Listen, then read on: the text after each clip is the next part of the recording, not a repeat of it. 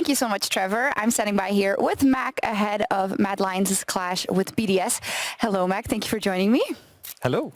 Yesterday, a false start, I would guess, to the season against Vitality, and I saw a couple of things online, including from Niski about the draft. Is there anything you'd like to say about it? What to say about yesterday's draft? I mean, we've been trying a lot of stuff recently and kind of trying to come into the season being a bit more adaptive and a bit more creative. I think that's been a big focus for us coming into the split. Yesterday didn't end up adapting and creating super well. We kind of created a monster, I think.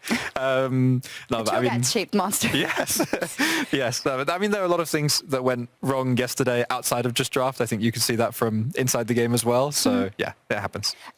I mean, this season is a bit crazy in terms of how breakneck speed everything is, and we were talking about it with Yamato yesterday. That it seems like as a coach and as a team, you need to have so much in your back pocket before the season starts to be able to adapt, as you say. How have you been finding the fact that there doesn't seem to be any off time and it's just going so incredibly fast with more games?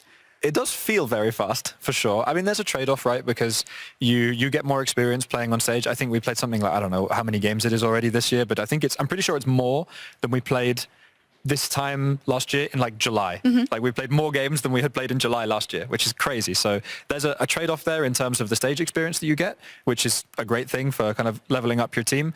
But on the other hand, training is like a zero-sum game. You know, you only have a limited amount of time that you can put into like whatever concept it is, whether that's adapting or getting better at level ones or getting better at like fundamentals on the game or developing set piece plays, right? So you take more time adapting when it's this fast-paced and less time learning, but you make up for some of it with more stage games. So swings and roundabouts. How effective do you feel you've been with that practice? I think decently effective. I mean, more effective than our scrim practice, which is another thing that we're working on and I think has been improved this spring. And I think that kind of shone through with the Mad Lions in winter so far, right? Like, I think it's fair to say that we've had like, you know, moments of greatness and shown that we can be a top team. And we've also shown that we can be very inconsistent. And that's something that we need to address through practice, as well as, you know, becoming more creative, becoming more innovative, making sure we have better drafts, like shoring everything up, as well as becoming a better team fundamentally. And that's something that will obviously take time. But I think our ceiling is really good. I mean, you did make it to the final, so I would say it's pretty good. I like that you talk about consistency. Well, you can start today. You're playing versus BDS, and they have had a great track record in their initial split in winter. Yesterday, they had some issues with the mid-game decision-making, etc. Where are you going to attack BDS?